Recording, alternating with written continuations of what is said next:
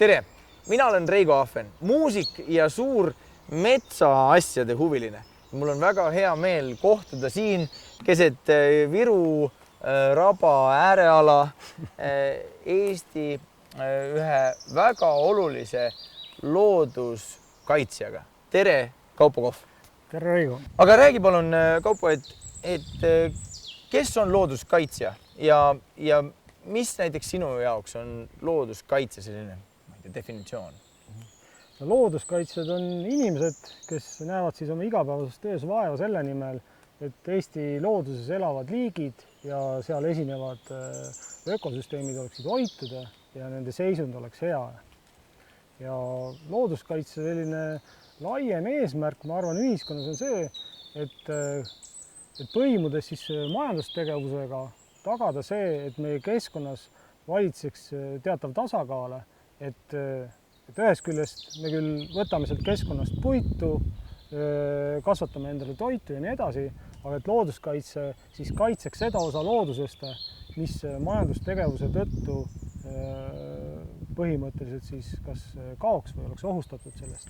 See looduskaitse spetsialisti tööpäev, kes ma ka varem ise olin, on ikkagi selline, et minnakse välja tavaliselt kuhugi kaitsealale, näiteks ja vaadatakse mingi kaitsealuse siis väärtuse seisundite, kus on teada, et näiteks mingi soov vajab taastumist, mis tähendab siis seda, et vaadatakse ala üle, kirjeldatakse seal siis see hetkeolukord ära, näiteks kaardistatakse kraavid ära, kirjeldatakse, millised need on ja antakse siis tegelikult välitööde põhjale hiljem arvutitega juba modelleerides ja täiendavaid andmeid kondades siis see nii-öelda lõplik hinnang, et kas seal on võimalik midagi teha selleks, et seda kaitseväärtuse seisundit parandada või tegelikult ei ole seal mõistlik midagi teha mingitel muudel põhjustel. Näiteks kuna võib-olla, et kui me paneme kraavid kinni, et siis uputame ära näiteks majandusmetsa või ohustame mingisugust näiteks mingi metsatee seisukorda, et kõik need asjad kaalutakse läbi ja siis tehakse see lõplik otsus. Nii et ma arvan, et looduskaitse spetsialistil täna ta on ikkagi umbes niimoodi, et inimesed on kuskil 60-70% ajast väljas ja 30% siis teevad intensiivselt tööd siis arvutiga. Kõige selgem tegevuse, mis töötab näiteks nende kliimamuutuste leevendamise jaoks, on tegelikult soode taastamine.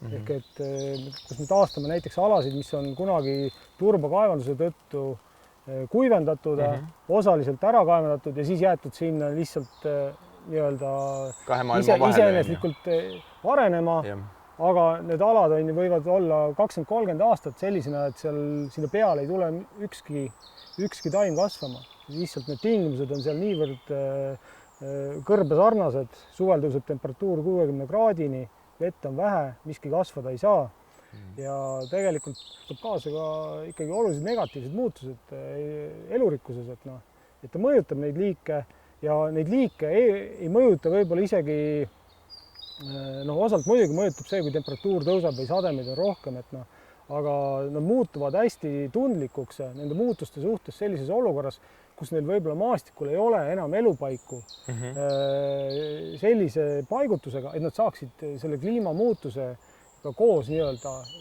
liikuda võib-olla uutesse piirkondadesse, näiteks põhjapoolsed liigid saaksid liikuda edasi põhja poole ja vastupidi, et meil peab olema teatud sidusus maastikule erinevate elupaigalaikude vahele ja need elupaigad peavad olema kvaliteetsed. Ehk et me ei saa nagu jätkusuutlikult kaitsta Eestile omast elurikkust niimoodi, et me lihtsalt nagu ütleme, et see nüüd sektor siin, see lõik Tallis lendorav, me anname sulle siin 30 hektarit, et tegelikult on päris okei. Ja, et saa nüüd hakkama, et tegelikult lihtsalt, kui maailm muutub, siis see loodus on kogu aeg muutumises, ja see muutumine tegelikult nii-öelda loodusele ei ole mingi probleem, kui tal on nagu ruumi jäetud. Kuidas on võimalik saada looduskaitsjaks Eestis?